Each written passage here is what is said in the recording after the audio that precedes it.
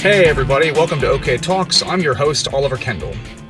I'm really excited to bring you this podcast, but before we get into the first full episode, I wanted to take a minute to give a rough outline of what it is that I'm hoping to do here.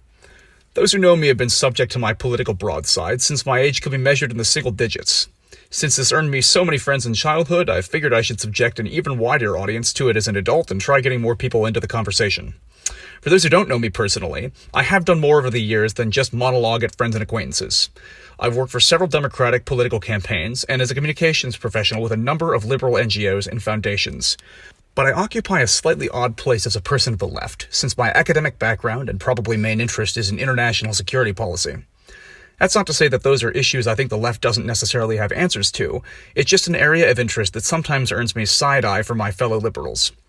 Imagine a member of today's Republican Party whose primary interest was, let's say, poverty. That's to say ending it, not making it worse. And I think there you have a decent analogy for the position that I sometimes find myself in on the left. In addition to my experience in politics, I've had the good fortune to travel more than my fair share and live abroad on several different continents. That, of course, doesn't mean I think I'm in a position to throw on a jacket and start sharing wisdom while the guitar riff from the most interesting man in the world commercial plays in the background, but it does mean, when combined with my study of international relations, that I'm in a good position to reflect, for my American listeners, on some cultural and political topics of interest outside the U.S.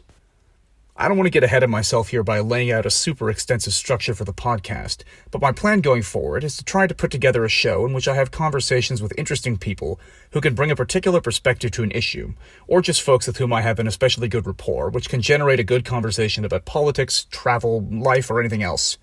In the first episode, for example, I'll be joined by a good friend in the medical field in a country where I've spent time myself, and we'll talk about the impact of and political response to the coronavirus in that country.